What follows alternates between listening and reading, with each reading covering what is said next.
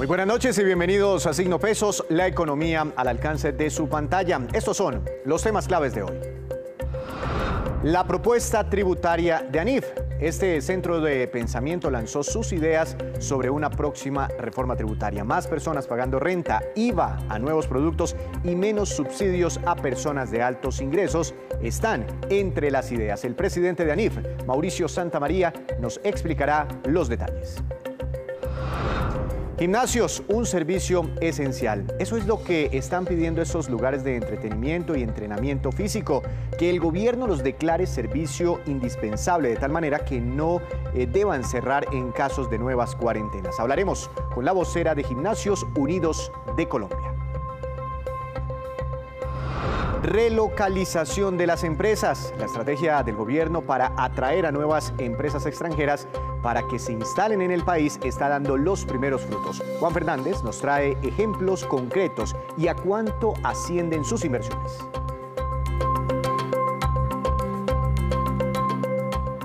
Comenzamos esta emisión de Signo Pesos hablando de la reforma tributaria que muchos sectores están planteando como una gran necesidad impostergable. ANIF propuso esta semana los cambios que desearía que tuviera esta reforma. Por eso hemos invitado al doctor Mauricio Santamaría, presidente de la Asociación Nacional de Instituciones Financieras. Doctor Santamaría, buenas noches. Gracias por estar aquí en Signo Pesos. Hola Víctor, como siempre un placer. Muchas gracias por la invitación. Hace rato no nos veíamos, pero es un placer estar aquí. Un saludo para usted y para todos los que nos ven. Pues siempre, hace rato no hablábamos, pero siempre salen ustedes con propuestas que generan, entre otras, muchas controversias en el país. Puntualmente, dentro de esa reforma tributaria o fiscal, ¿cuál es la propuesta de ANIF sobre la declaración de renta? Tengo entendido que ustedes plantean la necesidad de que más colombianos contribuyan con este impuesto. ¿A partir de qué momento los colombianos deberían declarar y pagar el impuesto de renta? Sí, lo que usted plantea, lo que usted plantea es totalmente correcto, Víctor. Déjeme empezar con una pequeña introducción. El gasto en Colombia, el gasto público social, especialmente lo que está relacionado con salud y pensiones y parte del gasto en infraestructura ha crecido muchísimo. En términos reales casi que se ha duplicado y eso pues ha generado un problema fiscal importante que todos reconocemos y que es, dijéramos, todos lo tenemos presente, que se agravó durante la crisis, porque la crisis pues redujo los ingresos tributarios y además obligó al gobierno o a los gobiernos en general, porque los municipales también participaron bastante, a dar algún tipo de transferencias de sostenimiento de ingreso a los hogares y a las empresas. Eso nos ha llevado a una situación fiscal absolutamente insostenible, a un déficit de cerca de 9 puntos del PIB, o sea, casi 100 billones de pesos que no habíamos visto nunca en la historia de Colombia. Y eso pues esto no es cuestión de opiniones, eso es algo que nos va a tocar pagar a todos los colombianos en el futuro, muy seguramente pues, durante los próximos 15, 20 años todos los tendremos que empezar a pagar, al mismo tiempo que las necesidades en salud, educación e infraestructura seguirán creciendo. Entonces, como usted lo mencionó en su introducción, en este momento la reforma tributaria no es una alternativa. Es una obligación y si no la hacemos tendremos una crisis después de la crisis. Es decir, después de la crisis en la que estamos vendremos otra crisis. Y realmente las únicas maneras que tenemos en Colombia para recaudar más impuestos, que entre otras cosas recaudamos muy poco cuando nos comparamos con el resto del mundo o con nuestras propias necesidades, son el impuesto de renta y el IVA, que son los dos únicos impuestos que recaudan dijéramos montos importantes, y además el impuesto de renta tiene una ventaja adicional y es que a diferencia del IVA puede ser un impuesto progresivo. En Colombia hay tan solo 1.6 millones de personas que pagan impuesto de renta, que es una cifra absurdamente baja comparado con el resto del mundo, y eso es porque el umbral a partir del cual se empieza a declarar renta y a pagar impuesto de renta es muy alto, está cerca de los 3.3 millones de pesos hoy, que realmente son como 5 millones después de que se hacen los descuentos. Entonces lo que nosotros proponemos es que ese umbral se rebaje más o menos a 1.5 millones, pero por supuesto manteniendo unas tasas marginales muy pequeñas para los ingresos bajos y bastante altas para los ingresos altos. Es decir, le pongo un ejemplo, una persona que se gane 2 millones de pesos mensuales, no es que pague el 30% sobre los 2 millones. El primer 1,5 millones queda exento, paga una tarifa muy baja del 5% por los 500,000 pesos que van entre 1,5 millones y 2 millones. Es decir, estamos hablando de 25,000 pesos mensuales, mientras que una persona que tiene ingresos altos paga una tarifa marginal de cerca del 35-38% de nuestra propuesta. Entonces, esto tiene dos ventajas fundamentales. Uno, que ampliaríamos la base de personas que pagan renta de 1,6 millones a cerca de 5,3 millones. Esto ampliaría el recaudo en cerca de 1 punto del PIB, 0,8% del PIB, y además sería muy equitativo, porque las personas de altos ingresos pagarían porciones mucho más grandes de su ingreso, mientras las personas de bajos ingresos Sí. pagarían proporciones muy bajas de su ingreso. Es decir, doctor Mauricio Santamaría, si le entendí bien, ustedes más o menos lo que plantean es que más o menos 4 millones de colombianos que hoy no están pagando renta lo hagan de ahora en adelante y con eso se recaudarían cerca de 8 billones de pesos permanentemente en el tiempo. Sí, un poquito menos de 4 millones exactamente, como 3,7, 3,6 millones adicionales, y con eso tendríamos un recaudo adicional de 0,8 del PIB, que como usted bien lo menciona, hoy en día equivalen a 8, 9 billones de pesos para de aquí en adelante. Pero doctor Santamaría, ¿no es muy bajito ese umbral? Es que una persona que se gane mensualmente 1.500.000 pesos, pues está, digamos, comprometiendo ya en este momento su salario en otra cantidad de gastos, en vivir, en el arriendo, en el mercado, si por ejemplo le ponen IVA a más productos.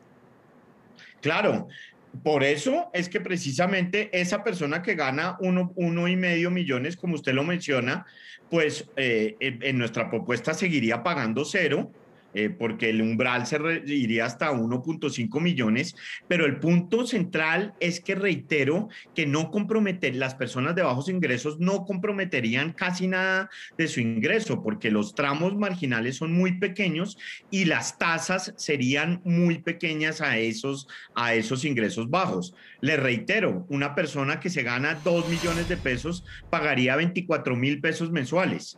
Entiendo. Mientras que una persona que se gana 50 millones de pesos estaría pagando, o sea, 50 millones de pesos netos después de descuentos, estaría pagando alrededor de 16, 17 millones de pesos. Entiendo. Entonces, no solo es que el que tiene más ingresos pague más en plata, sino mucho más en porcentaje. Y yo Porcentaje. realmente creo que para una persona que tiene un ingreso de 2 millones de pesos, contribuir con 20,000 pesos mensuales al desarrollo de Colombia no es, dijéramos, un sacrificio muy grande. Doctor Santamaría, listo. Eso respecto al impuesto de la renta personas naturales. Pero ¿cuál es la propuesta de ANIF sobre el IVA? Que en este momento tiene varias tarifas. Hay productos sin IVA, hay productos con una tarifa del 5% y otros con el 19%. Sí, Víctor, exactamente. Hoy en día el IVA tiene una estructura primero muy complicada, como usted lo dijo, hay productos excluidos. ¿Qué quiere decir excluidos? Pues como la palabra lo indica, que no están ni siquiera dentro de la base gravable. Segundo, hay productos exentos, que están dentro de la base gravable, pero tienen una tarifa de 0%, pero sí pueden descontar para atrás en la cadena. Entonces, es un tratamiento bastante llamativo, por decirlo menos. Tercero, hay productos que están grabados al 5%. Y cuarto, hay productos que están grabados a la tasa general del 19%. Y además de esto, existe un impuesto a las ventas, que es diferente al IVA, porque el impuesto a las ventas no genera descuentos por la cadena de producción, que como por ejemplo los restaurantes, algunos tipos de servicios tienen impuesto a las ventas que puede variar entre el 8 y el 10%. Entonces son una cantidad de categorías y nosotros lo que proponemos es, primero, eliminar la categoría de 0% y que todos los que estén adentro paguen la tarifa general, y ahí estamos proponiendo quitar la mayoría de las exenciones, incluidas las de los alimentos, porque pues los alimentos, la exención de los alimentos realmente es un subsidio para las personas de altos ingresos. Déjenme me explico un poco. Empleados que tengan salarios superiores a los 15, 20 millones de pesos o 10 millones de pesos, hoy en día no pagan ningún impuesto de IVA por los alimentos. Eso incluye a personas como usted, como yo, y yo considero que nosotros deberíamos pagar ese impuesto. Es decir, no cobrar ese impuesto es un subsidio a los ricos. Y eso no es una buena política económica. Entonces, en ese sentido, lo bueno sería, o lo ideal sería, cobrárselo a la gente que es el que lo puede pagar, es decir, que tiene ingresos altos, y no cobrárselo a las personas de ingresos bajos. Pero eso en la práctica no se puede hacer. Usted no puede llegar a una tienda de víveres y pedirle a la persona que le muestre la declaración de renta a ver cuántos son sus ingresos. Entonces, la solución es cobrárselo a todo el mundo y devolvérselo a los pobres, a las personas de menores ingresos o a los hogares más pobres, cosa que Colombia ha hecho muy bien. Desde Familias en Acción, Colombia es un país experto, reconocido internacionalmente por dar transferencias en dinero a los hogares más pobres de manera muy eficiente, muy ágil y muy bien focalizada. Entonces, esa es la manera real de lograr equidad. Hoy en día, esa exención de los alimentos lo que hace es beneficiar a las familias ricas o a las familias de mayores ingresos, y se pierde mucho recaudo por eso. Entonces, realmente tenemos que volverlo un impuesto más equitativo. Y además de eso, quitar otras exenciones que existen en el IVA a bienes de capital y a otro tipo de servicios que no tienen una justificación necesaria. Pues son más elementos Perdón, los una que justificación evidente. Pues son muchos más los elementos, las propuestas que tiene esta eventual iniciativa de ANIF sobre la tributaria, pero nos quedaríamos hablando toda la noche, doctor Santamaría. Después seguiremos detallando cada uno de las iniciativas de ANIF. Muchas gracias por estos minutos para Signo Pesos. No, a usted gracias, Víctor, gracias por darme la oportunidad de explicar un poco esto, y lo felicito por su programa y espero que nos veamos pronto. Un Claro que sí. saludo a todos los que nos ven. Muchas Muchas gracias a usted, gracias. doctor Santamaría. Chao. Bueno, por lo menos estos dos puntos son los que más han generado polémica: más colombianos pagando renta y más productos con el impuesto del IVA. Hacemos una breve pausa, pero cuando regresemos, espere. De nuevo se frustró el plan piloto que estaba en mente para los bares en la capital de la República. Ya les contamos por qué.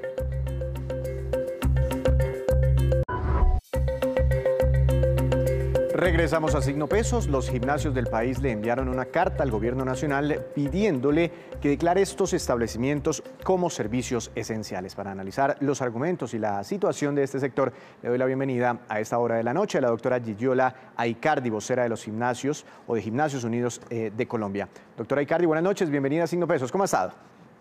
Buenas noches, Víctor. Muchas gracias. Muy bien. Gracias a usted. ¿Cuál es la razón que exponen ustedes en esta carta? Mira, nosotros queremos que nos declaren como servicio esencial, igual que ha pasado en otros países del mundo como España, como Estados Unidos, como Chile, donde el gobierno y las autoridades se han dado cuenta que el deporte y el ejercicio son actividades fundamentales durante la pandemia. Es decir, que cuando una persona hace ejercicio, pues su salud mejora, su sistema inmunológico es mucho más fuerte, y además todas las comorbilidades que ataca directamente el COVID-19, como son la diabetes, la hipertensión, la enfermedad pulmonar y la obesidad, se previenen a través del ejercicio. Entonces, esa es la razón básica y fundamentada en la salud que nosotros le damos al gobierno para hacer esta petición. Pero también es un tema económico, porque tú sabes que nosotros estuvimos cerrados durante 6 meses, y desde septiembre que empezamos a abrir nuestras puertas tenemos muchísimas restricciones, y hoy no estamos llegando ni siquiera al 50% de los ingresos que se tenía antes de la pandemia. ¿Cuál es el riesgo económico de que un tercer pico, por ejemplo en Colombia, que genere nuevos confinamientos, pues los obligue a ustedes a cerrar nuevamente? Eso pues es muy difícil de calcular. En Colombia había 2.700 gimnasios a marzo del año pasado, 30% cerró, es decir, más de 800 gimnasios tuvieron que cerrar las puertas por estar más de 6 meses cerrados y durante este proceso de reapertura otro tanto ha cerrado porque al estar facturando entre el 30 y el 50% de lo que se venía facturando antes, pues no se cubren ni siquiera los costos fijos. Entonces, pues esto haría que muchos otros también tengan que cerrar y pues de los 50.000 empleos que generaba el sector hace un año, hoy ya vamos en apenas 35.000. Entonces eso significaría que más familias y más colombianos estarían sin trabajo.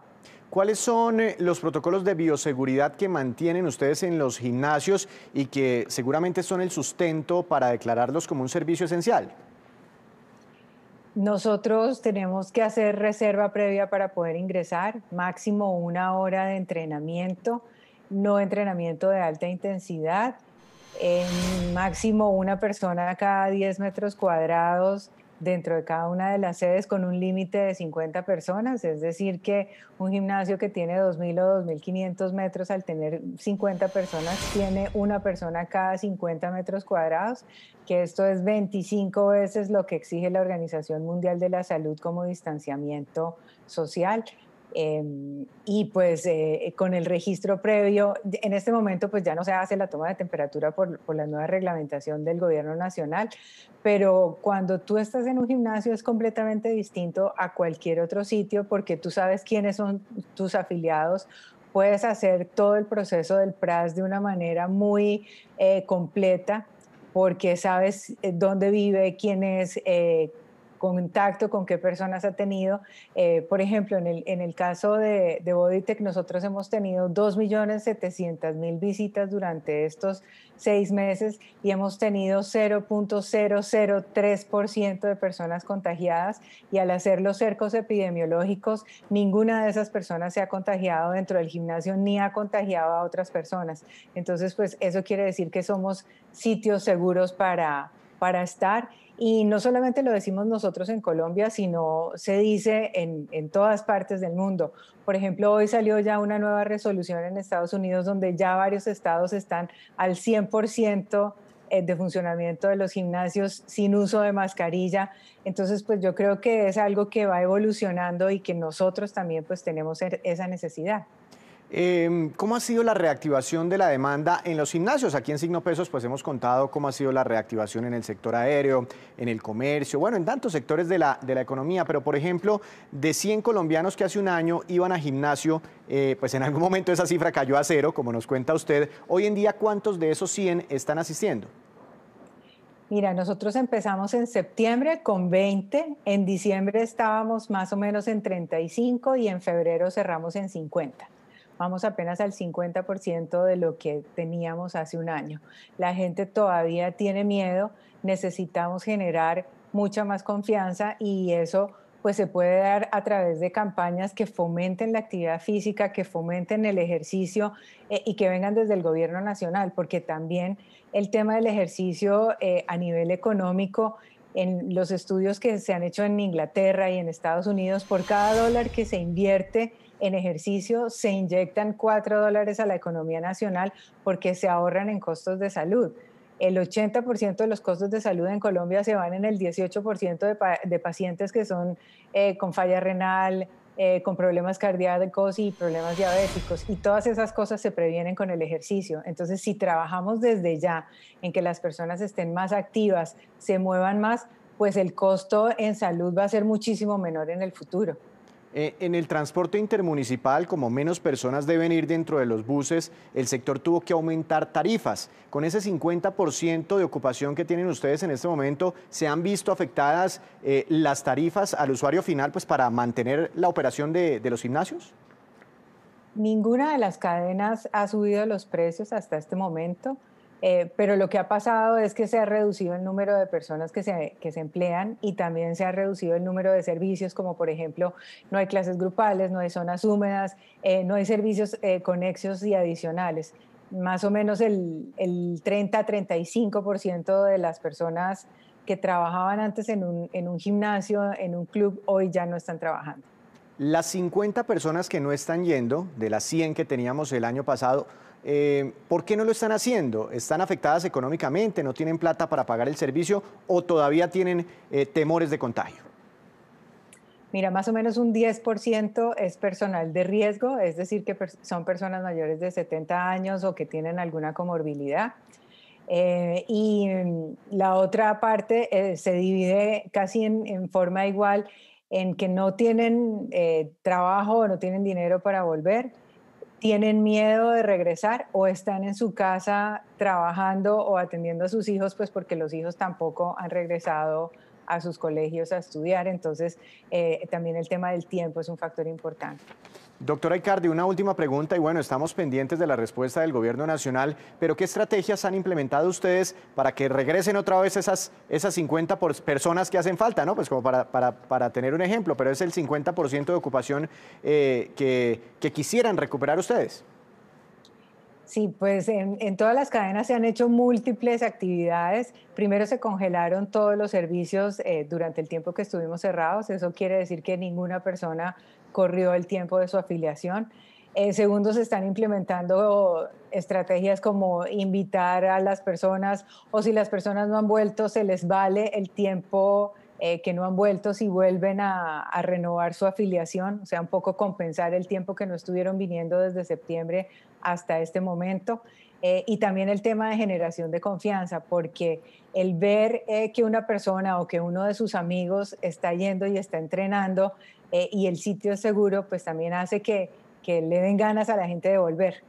Entiendo. Pues doctora Icardi, muchos éxitos para este año 2021. Ojalá la vacunación masiva en Colombia tenga los efectos esperados pues, para que se puedan recuperar sectores como el que usted representa. Que tenga una feliz noche. Gracias por estar aquí en Signo Pesos. Muchas gracias, Víctor. Impresionantes las cifras. Solo se ha recuperado el 50% de la demanda en los gimnasios del país. Más información, en vilo está el piloto de reapertura de bares en Bogotá que hoy estaba listo para ser presentado al Gobierno Nacional para su posterior autorización. Les contamos qué ocurrió. Cuando parecía que todo estaba listo para que Bogotá tuviera un piloto de reapertura de bares, tras la petición que hoy mismo sería elevada por parte de la Alcaldía al Ministerio del Interior, tal y como lo anunció la Secretaria de Desarrollo Económico, la alcaldesa mayor de Bogotá nos dio luz verde hoy para arrancar con el piloto de bares, formalmente bares. Es un piloto incluyente, democrático y gratuito, al cual todos los bares de la ciudad de Bogotá pueden acceder. Un trino de última hora de la alcaldesa Claudia López deja en vilo esta posibilidad que fue concertada y moldeada entre distrito y representantes del gremio de bares semanas atrás. Apenas estamos avanzando en vacunación. Las metas técnicas con el sector de bares para mejorar en ventilación y consumo responsable apenas van avanzando. Por ahora no hay autorización de reapertura general de bares, rumba y discotecas. No podemos arriesgarnos a un tercer pico. La aparente desautorización de la alcaldesa a su secretaria de Desarrollo Económico deja en medio a los trabajadores y propietarios de los más de 20.000 bares que según la Cámara de Comercio hay en la ciudad y que tras un año de permanecer cerrados, hoy están en pausa. Un año cerrado, ella no nos ha dado ayuda, nosotros no le estamos pidiendo una limosna, lo que estamos pidiendo es un derecho al trabajo que nos deje trabajar. Que lo único que hace es sumir a la gente en la desesperación, la clandestinidad, los bares ilegales, todo lo que implica saber que la gente tiene que sostenerse de alguna manera, pero que no hay una solución de fondo. Se desconoce que la mayoría de ciudadanos dependemos de ese tipo de trabajos, somos proveedores también de trabajos, y se nos ha invitado a estarnos en nuestros territorios, nuestras casas, quietos, sin derecho a percibir, sin derecho a ejercer nuestro derecho al trabajo. El piloto que hoy está en vilo, entre otras cosas, contemplaba como condiciones para operar: prohibición del baile, consumo responsable del licor, no contempla obligatoriedad del consumo de comida. Operación solo hasta la medianoche, distanciamiento entre mesas de más de 2 metros, ventilación natural, incorporación de ventiladores especiales, carta digital, venta de entradas anticipadas. Según el distrito, antes de la pandemia en Bogotá había 36.000 establecimientos de este tipo, de los cuales, debido a la crisis, cerca de 8.500 cerraron sus puertas. Más cifras dramáticas en muchos sectores de nuestra economía. Con esta información hacemos otra breve pausa, pero ya les contaremos cómo va la venta de motocicletas nuevas aquí en Colombia. Ya regresamos. Regresamos nuevamente a Signo Pesos con esta que es la cifra económica del día. 59.478 y corresponde al número de motocicletas nuevas vendidas y matriculadas en febrero de este año aquí en nuestro país. Se trata de un crecimiento de casi el 22% frente a las motos vendidas, motos sin estrenar en enero de este año. En los 2 primeros meses de 2021, las ventas acumuladas suman ya casi 100.000 unidades, especialmente en los departamentos de Antioquia, Cundinamarca y Valle del Cauca. Hora de saludar, como siempre, a esta hora de la noche, a Juan Fernández. Juan, bienvenido. ¿Cuál es la movida empresarial para hoy? Adelante. Víctor, buenas noches. Seguro usted se acuerda de esa estrategia que se lanzó el año pasado para poder lograr la relocalización de empresas en el país, que podría llevar a conseguir más de 11.000 millones de dólares en inversión extranjera no minero-energética durante los próximos años. Y aunque la estrategia empezó lenta y no es cercana a lo que el gobierno ha llamado mega inversiones, incentivos tributarios y la simplificación de trámites pueden ayudar a esas características naturales de Colombia, como su ubicación geográfica y puertos en los océanos Atlántico y Pacífico, además de múltiples tratados de libre comercio. Es al final una decisión de las empresas de transferir sus procesos a nuevos países y así reducir costos. El gobierno ha logrado identificar unas 250 compañías alrededor del mundo y algunas, así sean pequeñas, pues ya empiezan a llegar. Juan, ¿y qué casos se destacan? Víctor, le voy a dar algunos casos. Sanofi, que es la farmacéutica francesa, está en la reubicación del segundo centro de desarrollo de medicamentos en Latinoamérica, que estará ubicado en Cali, con tecnología que permitirá crecer el portafolio de sus productos de salud.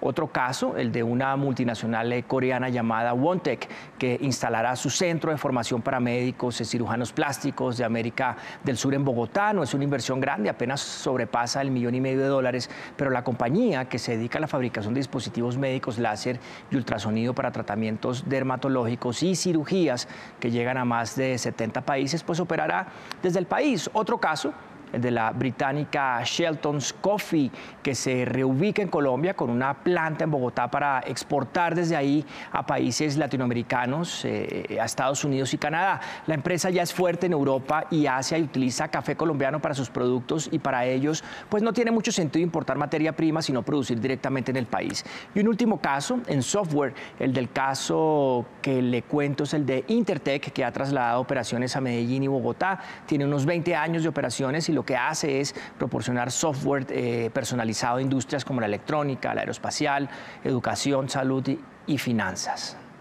Juan, pero es un buen inicio, pero sería importante ver a marcas reconocidas haciendo sus procesos de relocalización.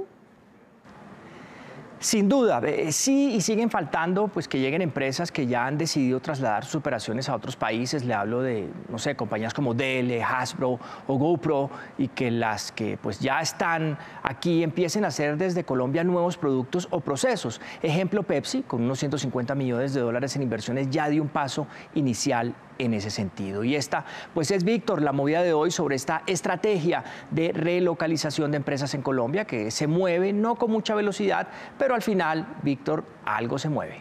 Todo se mueve en medio de esta pandemia. Juan, muchas gracias. Lo esperamos mañana con más movidas empresariales. Ahora vamos con estos, que son los indicadores económicos que usted siempre debe conocer antes de irse a dormir. La tasa representativa del mercado que regirá para mañana será de 3.598 pesos con 77 centavos. Cayó el dólar 24 pesos con 84 centavos. Se ubica, como usted puede ver, por debajo de los 3.600 pesos. El petróleo Brent, de referencia para Colombia, cayó 1,49%. Se ubicó en 67 dólares con 22 centavos por barril. El precio interno del café colombiano subió y quedó en promedio para mañana a 1.145.000 pesos por carga. Las principales cooperativas del país. El índice Colcap de la Bolsa de Valores de Colombia subió 0,36%.